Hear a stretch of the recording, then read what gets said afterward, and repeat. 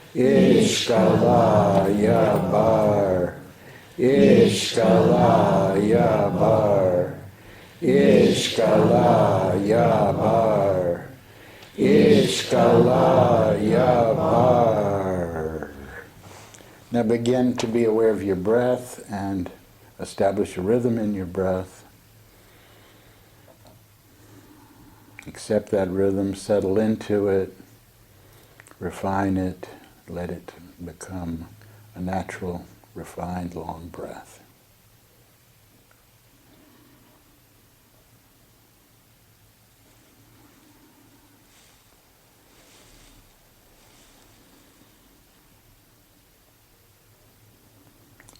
And leave space for the pause at the top and the bottom of the breath. Don't hold it, but just leave space for it and feel into that space, into that Kamal point.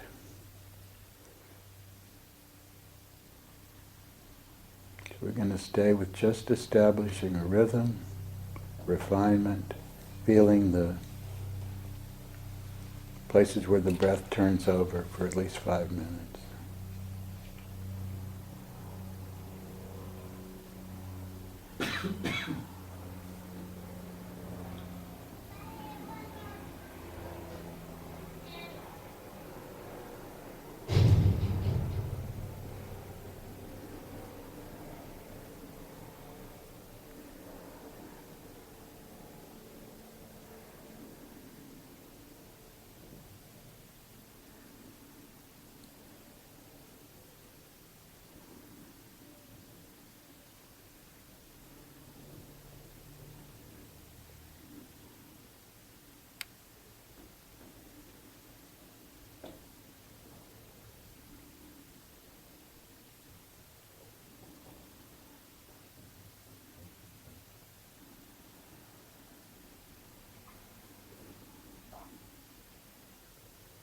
As your breath settles into this nice rhythm, this refined place, begin to be more and more aware of connecting with the all-pervading life in space and drawing that livingness, that power, right into your atmosphere through the breath.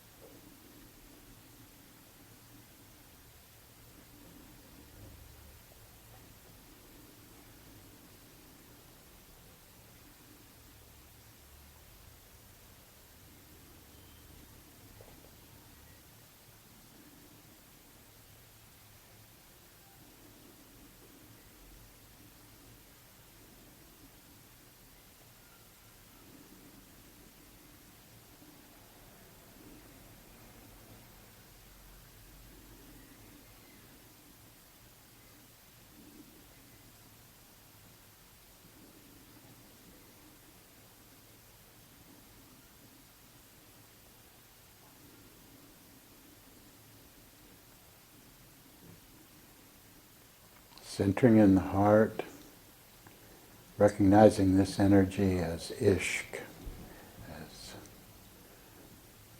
the wine of love, the interconnection of all. Breathing in.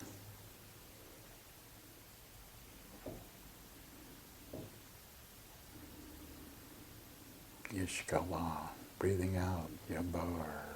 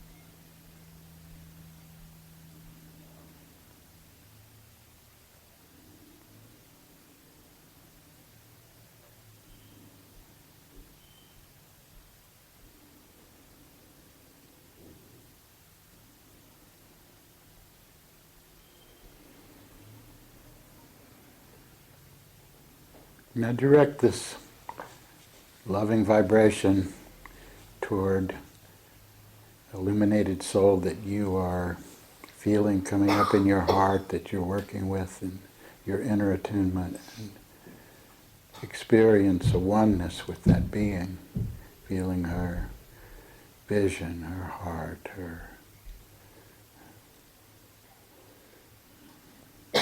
potency and power and embrace. In one, still aware of your own agency here. You become the eyes through which he sees, the ears through which she hears, and so on. Only through love can we make this connection. Grace.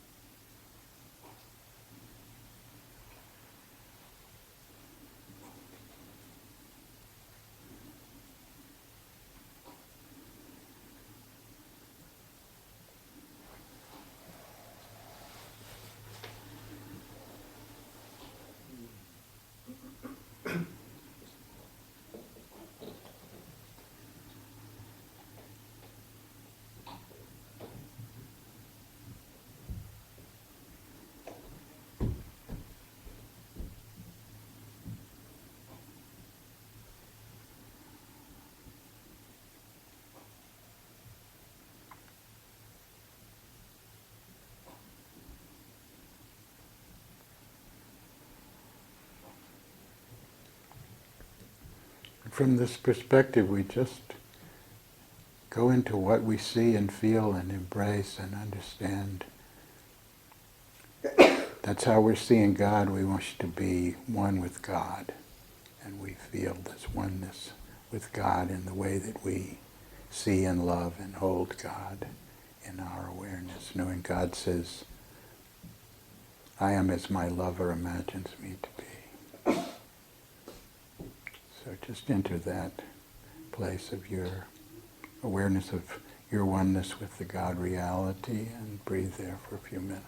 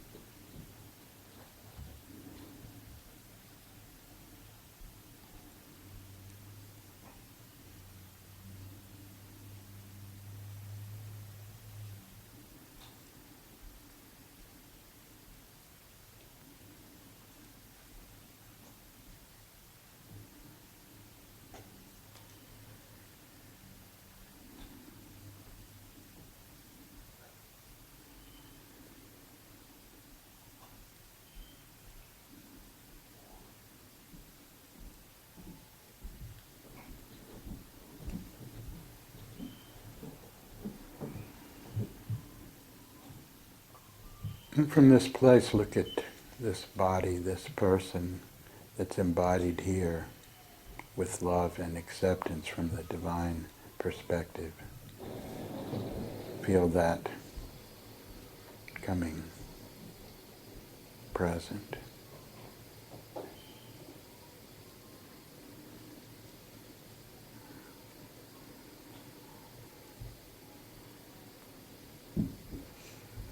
And then just gradually, as you are prepared to do so, come to awareness of yourself here in the room.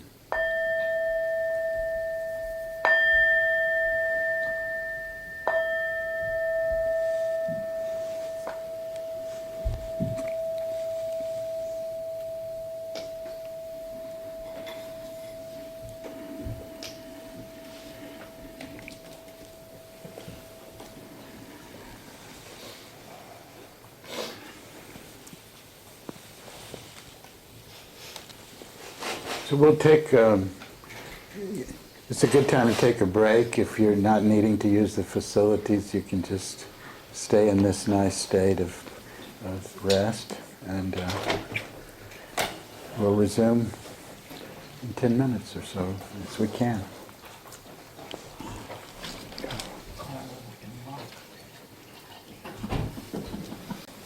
I noticed I left one element out of the meditation that I wanted to, that I had added, but once we started doing it, I forgot about doing it. But that's, after we start, here I'll just read what I said here so as to not get confused while it's in the atmosphere.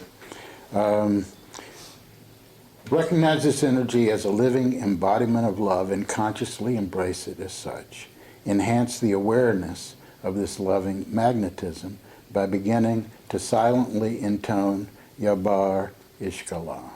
Bring this phrase into harmony with the rhythm that has been established in your breath. Stay attentive to the breath's regular swing, long, refined, rhythmical, and through the breath begin to seek loving connection with the divine perfections. That's the part I left out. Begin to, at that point, open yourself up to feeling interconnection with the divine perfections, the attributes. These are the qualities that are inherent in our soul and that are in various stages of awakening or sleep. And so this is where we want to really recognize that when we say toward the one, the perfection of love, harmony, and beauty, we want to feel through that love, harmony, and beauty, that place where we are harmonious, into that great space of the soul, so that we can draw forth what we need.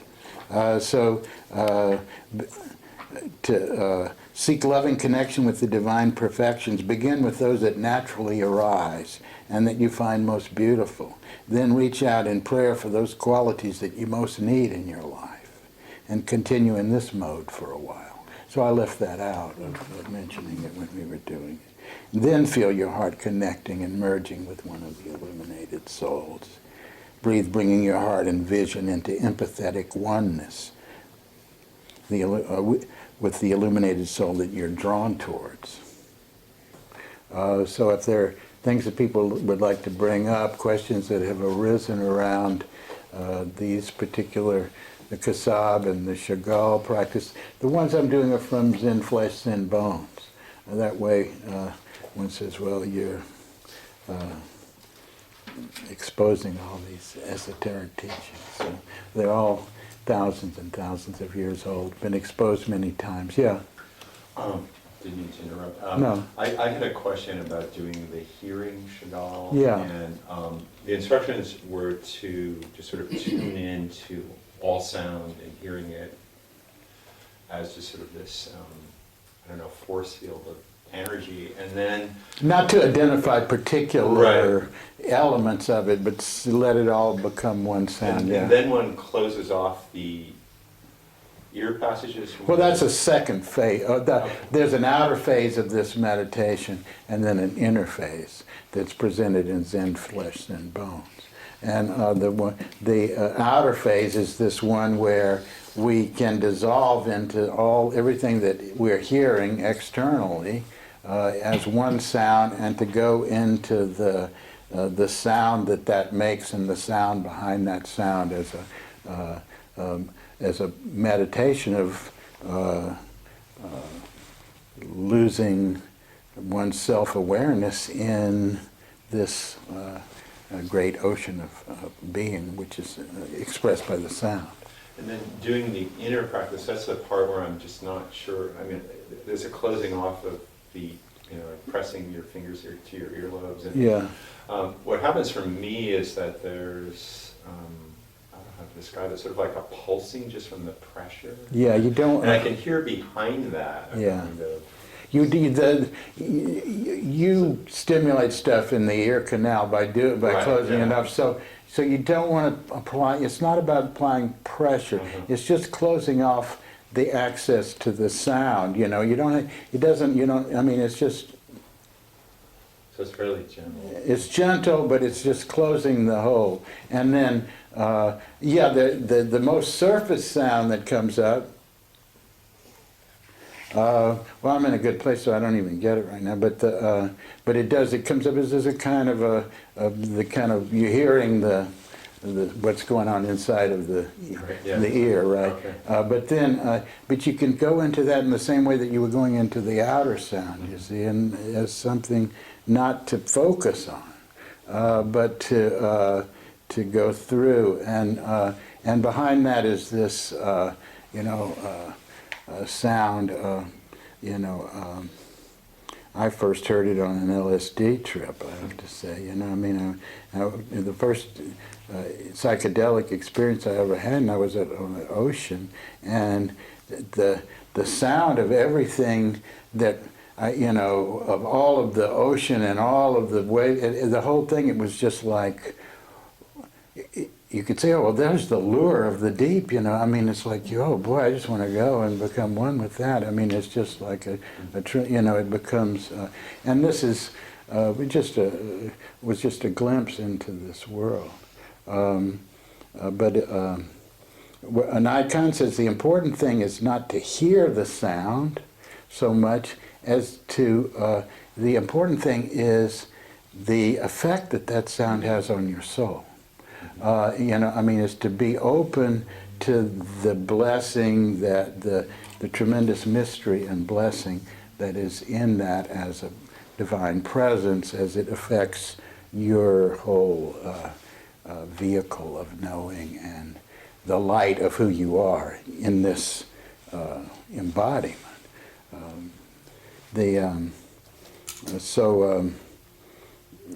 That's what we want to get into, and I know the mistake a lot of us have made is to press too hard, and then that creates more of this internal noise. Other questions that people have had around these practices? Yeah. I've been doing the Shaghal practice for years. Yeah. I've been doing several of them Yeah. at a time, and I was wondering if there's a special benefit to doing just one and then having a pause. You mean to do it and then next breath do the next one and next breath. In other words, the way you've been doing it is you do the Shaghal and then you release and then you do the next Shaghal immediately, right? Well, just release one finger to breathe. Yeah. On one nostril. Mm-hmm. Well, yeah, and I'm just giving it a little bit different here just because I don't want to rush people into being kind of taken into this space. It's very, and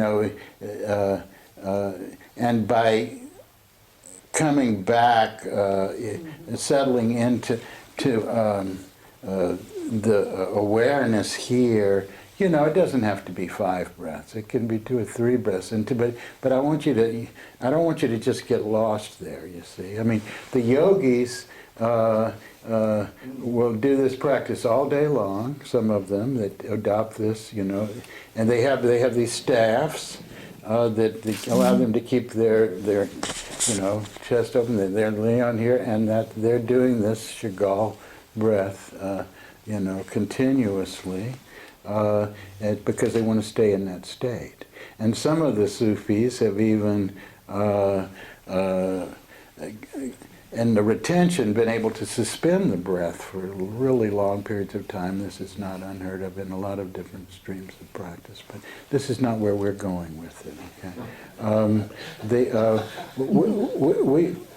We want to get the benefit of touching this realm in a way that we can feel the blessing of light and the blessing of sound as God. So coming out of it, doing one and then coming out of it and just being in a normal breath. I'm hearing you say there's a benefit to doing it that way. There's a benefit, I think, at this stage in our practice in doing it that way. My wish is balance for us, and not just to kind of explode into some psychedelic or other state, this is, but different people have different capacities and are at different stages with some of these practices, so I don't make a lot of rules about things. I'm really not dogmatic at all, because I know that what it takes for different people to grow and to awaken, that's what we should be doing within the context of this. So, but just take a little.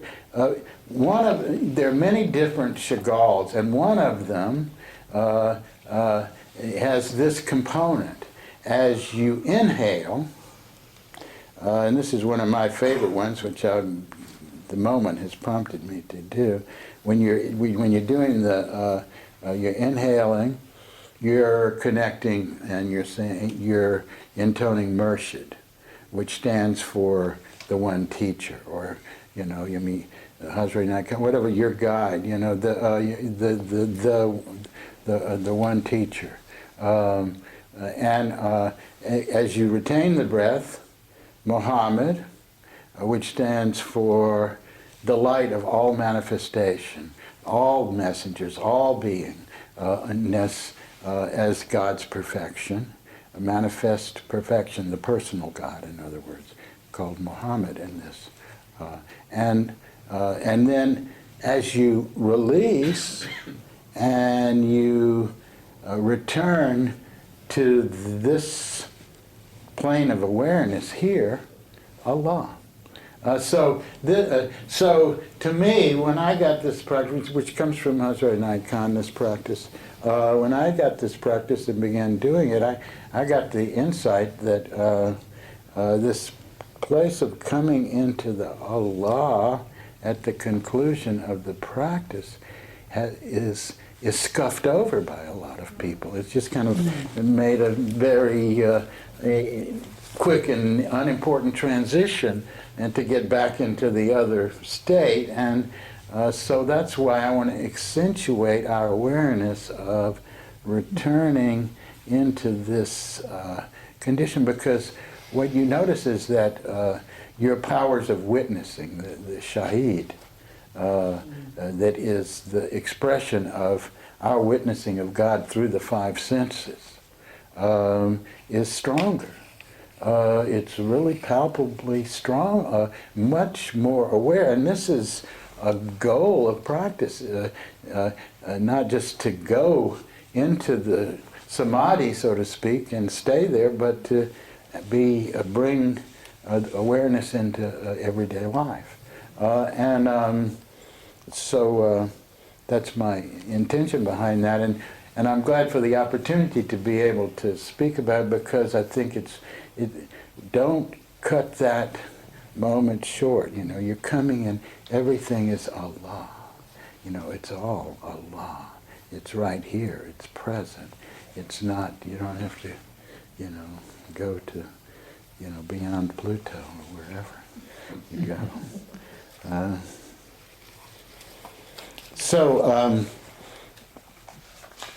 I like these questions about this, because I think it's useful for people here and who are taking this course at a distance. I have a question. Yeah, go ahead.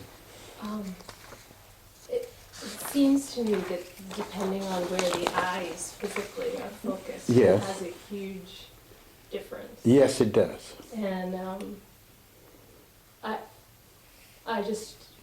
it just has to do, my question just has to do with, I don't know that I should be the one regulating that. I mean, I know the one practice there was, you know, the direct Into the instruction, Mhm. but for just meditation in general, I mean, it makes a huge difference, and I guess that's partially physical in what it's doing to the brain inside, but the glands, yeah, especially. I mean,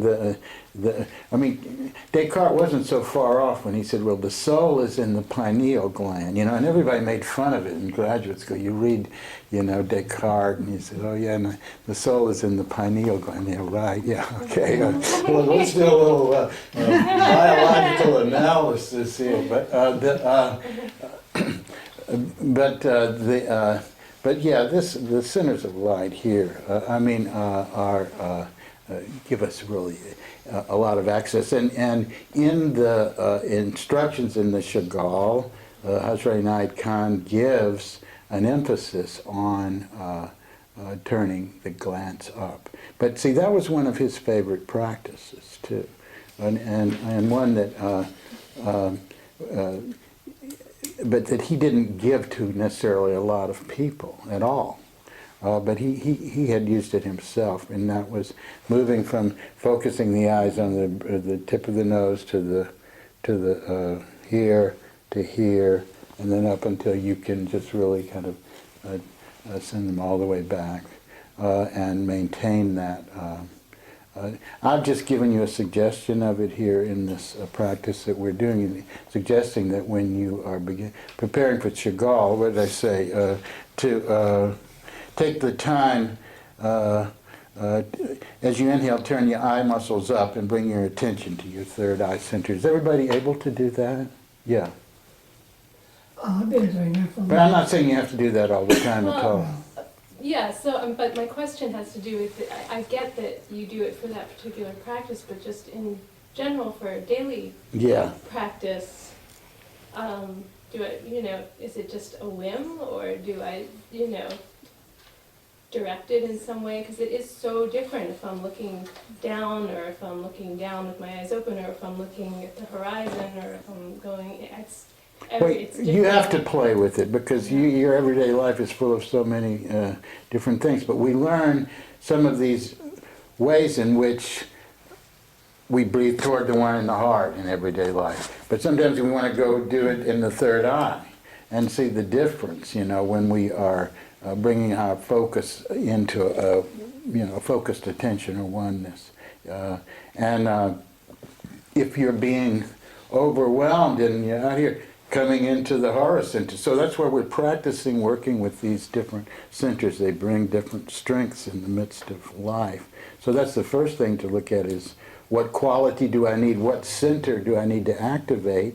Now that I have more sense of how to work with in this toolkit, so to speak, of working with the breath and attention in different ways, then I can bring that to my life in an easier way. Yeah. My deepest spiritual experience has been when, and this happened a long time ago, I actually got this Buddhist realization of centering. I came through here, and I really seated here on the throne. And I felt this real intense illumination.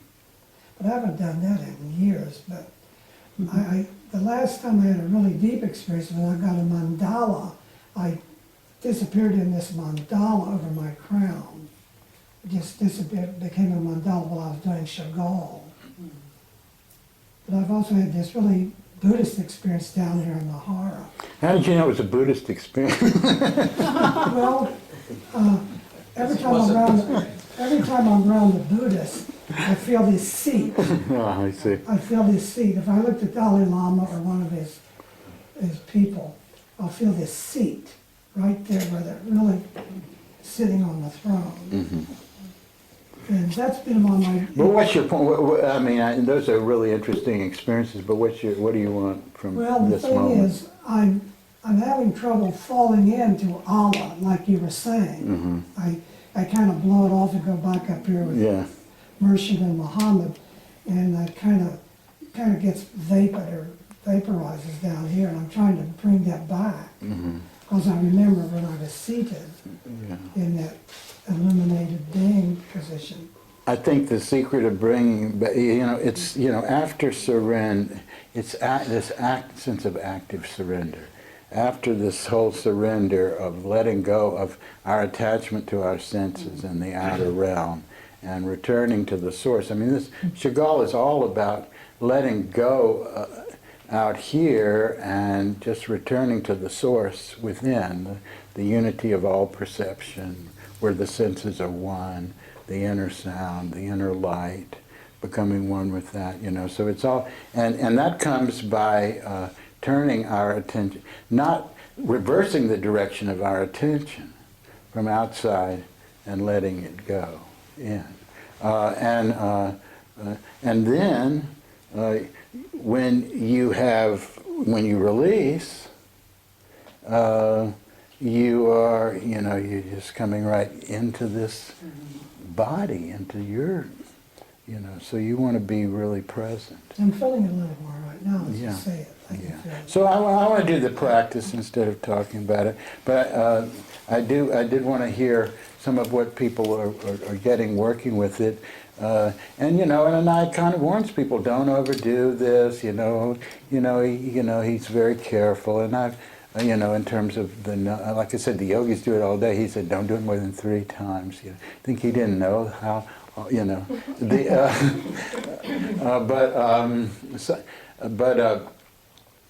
we're going to use it in the way that he's suggesting as one way of coming to know our true nature and to feel the effect of it on us. So let's go to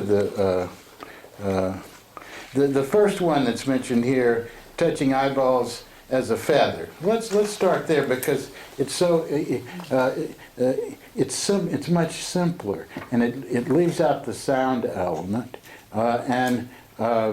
So I'm just going to read these instructions over. Begin by breathing in a refined and rhythmic manner with only a slight pause at the top of the breath. When you settle into the meditation and are starting to feel the subtle inner light evoked by the feather-like touch of your pointer fingers across your eyelids, you connect that light with your heart through this subtle breath.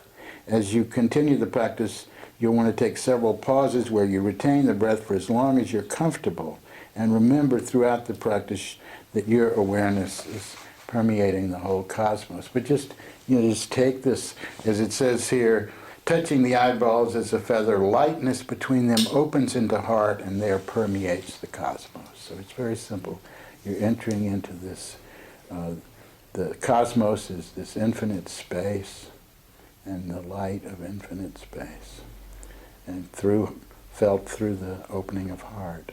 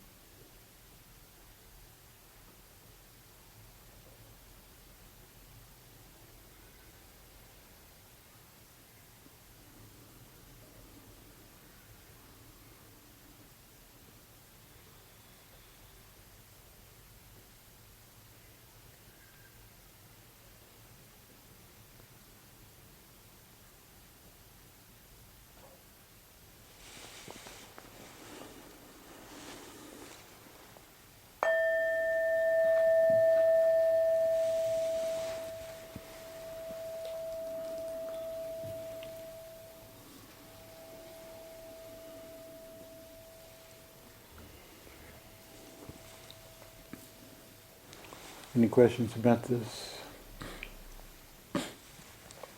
If not, we'll go on to the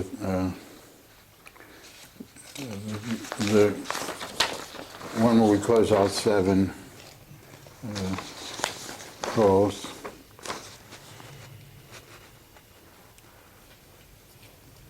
So we take a little time at the beginning to, as I said before, moving to the retention of the breath, take the time to bring your breath into a refined and rhythmical state, as always.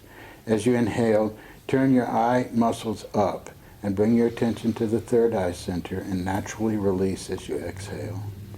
And then after a few minutes of breathing this way, draw a long breath in through the right nostril while closing all the openings in your head.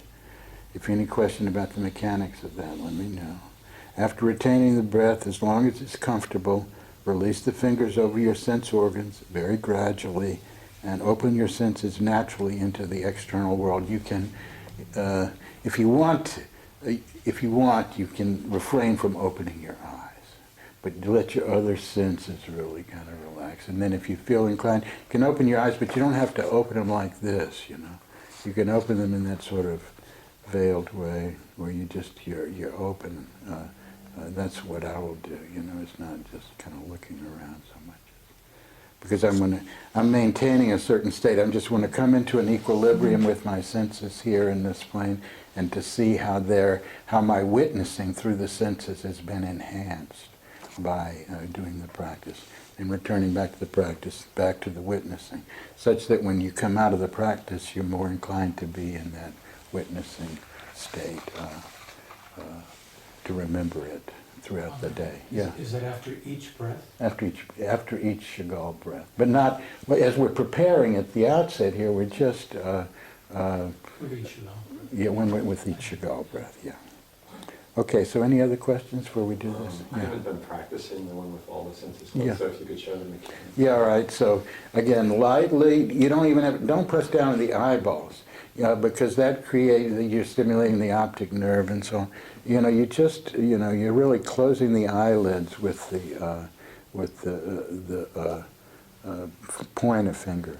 Your thumbs are closing the ears again, not making a lot of pressure, just closing the openings in the ears with the thumb, okay?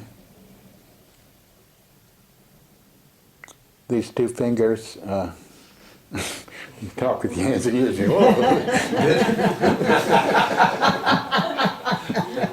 The nose, the mouth. So you should do it enough so that your hands get comfortable with it, your body gets comfortable just to going into that position, and so that you don't have, you're not trying so hard. You know, this is about letting go. You're closing off the access of your senses. You know, I mean, closing the mouth consciously means, okay, I'm not going to taste anything in the next. You know, I'm letting go of taste. You know, I'm letting go of smell. You know, so it's a letting go. It's not, but it's not a cutting off. You know. Okay, so let's proceed.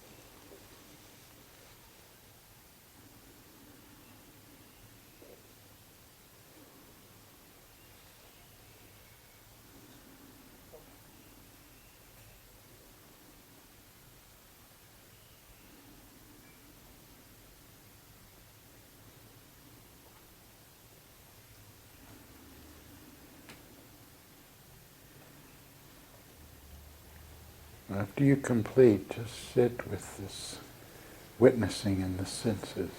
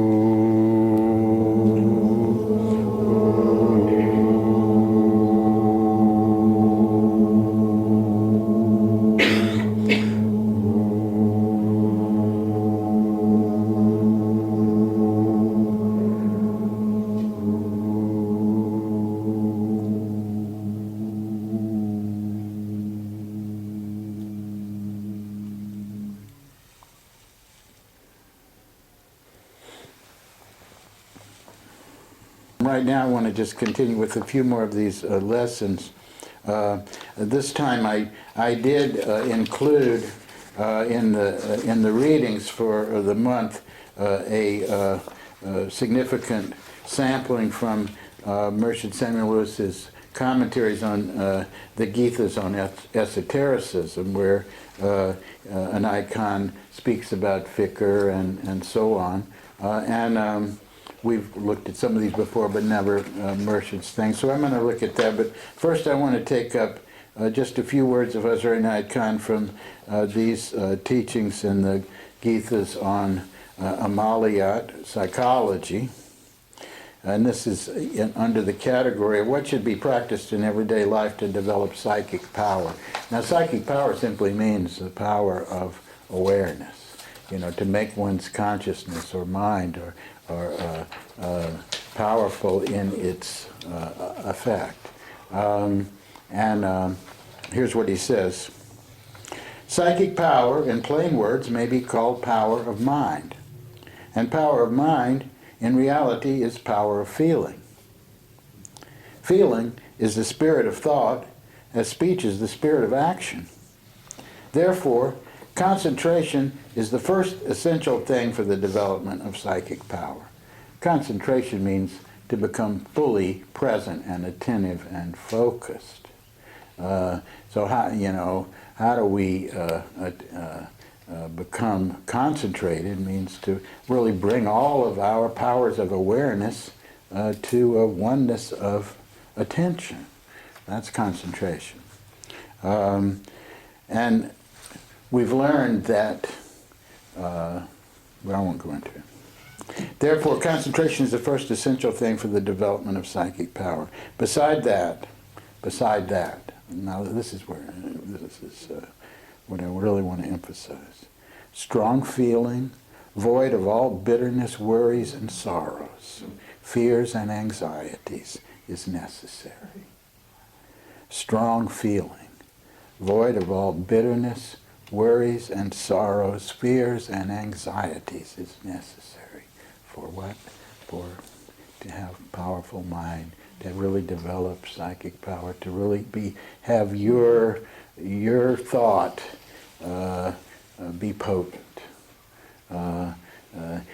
As he says, it's in plain words, it's power of mind, and power of mind in reality is power of feeling.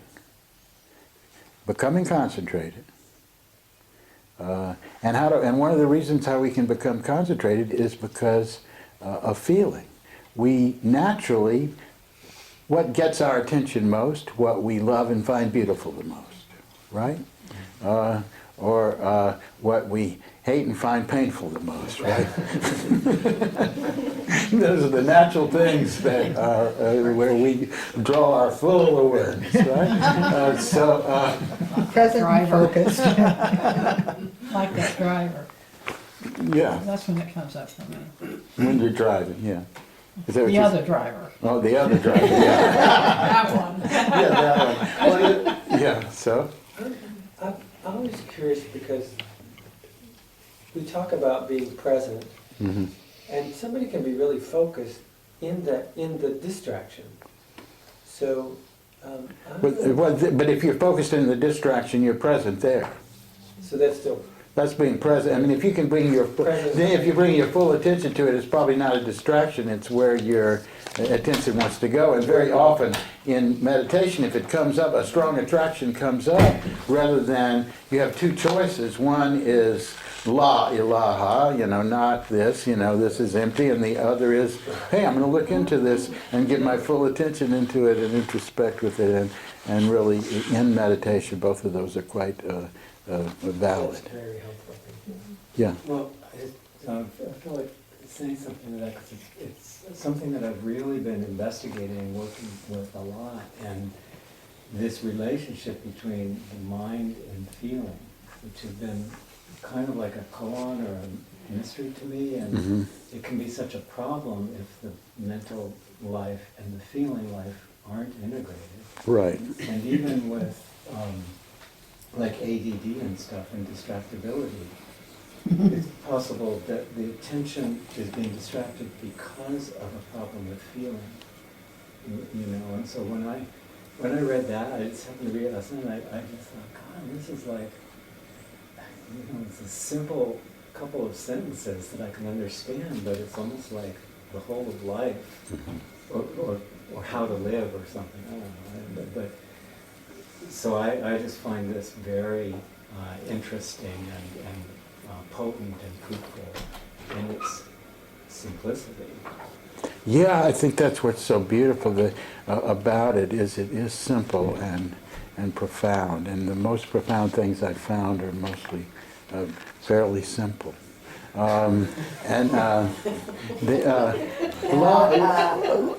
is not complex, for example. The breath is not complex, breathing in rhythm and in a refined way, and that's not complex either.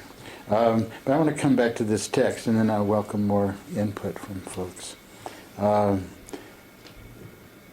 Psychic power, in plain words, may be called power of mind, and power of mind in reality is power of feeling. Feeling is the spirit of thought. Another way of putting it, and that's a kind of a very poetic way of putting it, feeling is the spirit of thought. But another way of putting it is, instead of calling it mind, one calls it awareness. Now, awareness includes feeling. And in fact, feeling is stronger than the conceptual state of making, of creating thoughts, and it's stronger than our analytical ability to figure things out and compare and contrast. And it's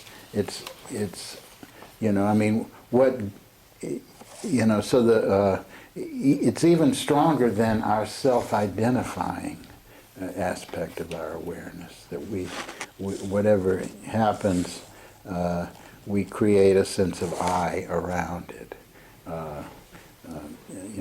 I'm sad, I'm happy, I'm hungry, I'm,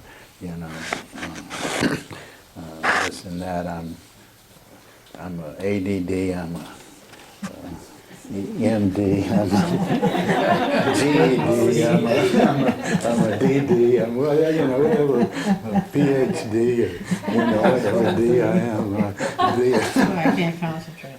Diagnosis of PhD. Anyway, to get back to the text, I love this sentence here. Therefore, concentration is the first essential thing for the development of psychic power. Besides that, strong feeling, void of all bitterness, worries and sorrows, fears and anxieties is necessary. In order to express psychic power, one must have strength of body, regular breathing with rhythm, and good circulation of blood is necessary.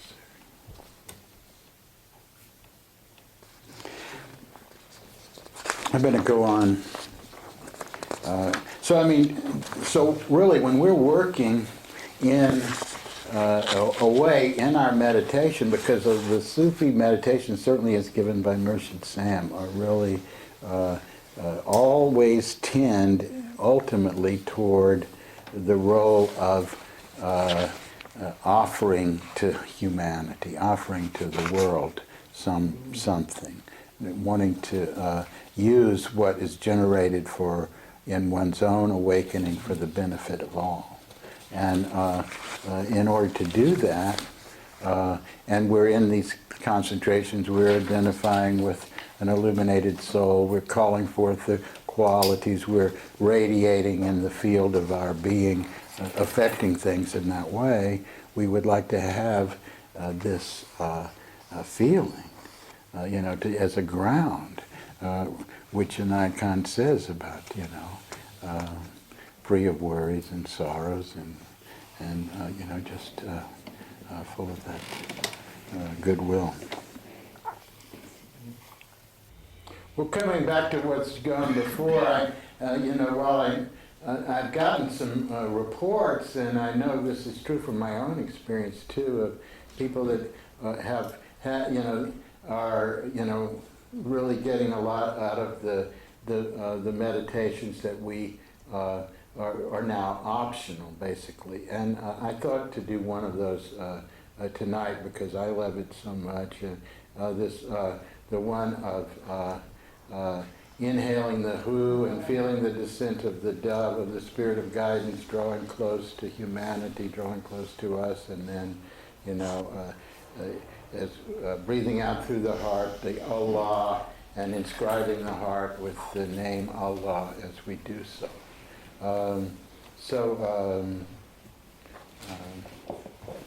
How about we take a few, we say, Hu Allah, Hu Allah, Hu Allah, Hu Allah, Hu Allah, Hu Allah, Hu Allah, Hu Allah, Hu Allah, Hu Allah, Hu Allah, Hu Allah, Hu Allah.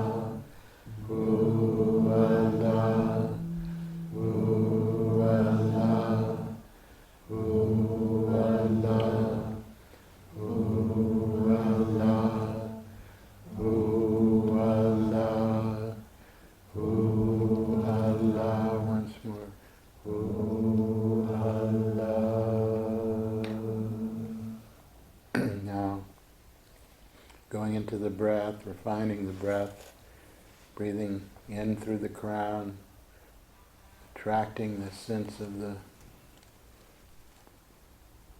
descent of the dove of the soul, drawing the soul close, the spirit of guidance, the breath, inscribing the name Allah in the heart, in light, and exhaling through the heart. We'll do this for a few minutes. Inhaling, hu, exhaling, Allah.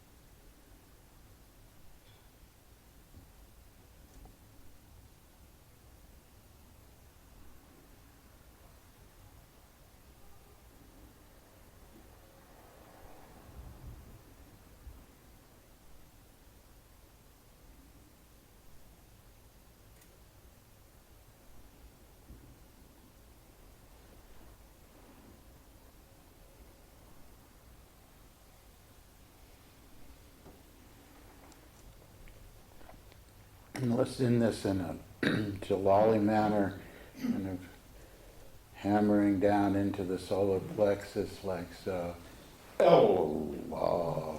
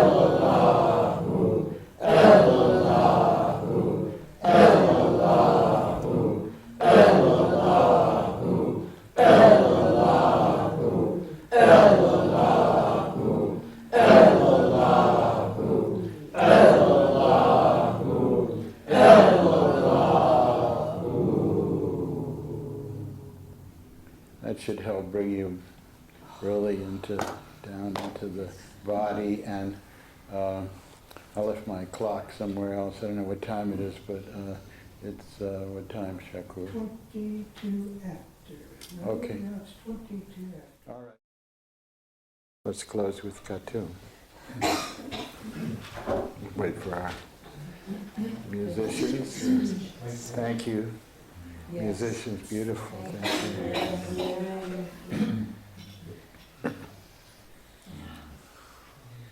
So we'll repeat Khatum.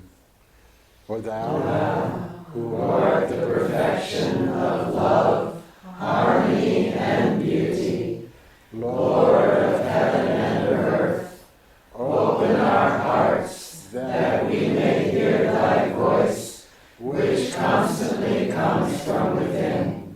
Disclose to us thy divine light, which is hidden in our souls, that we may know and understand life better. Most merciful and compassionate God, give us thy great goodness. Teach us thy loving forgiveness. Raise us above the distinctions and differences which divide. Send us the peace of thy divine Spirit, and unite us all in thy perfect being. Amen.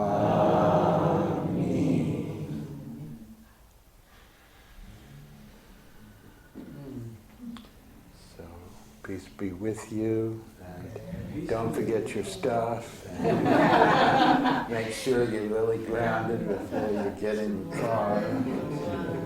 Good job. Yeah.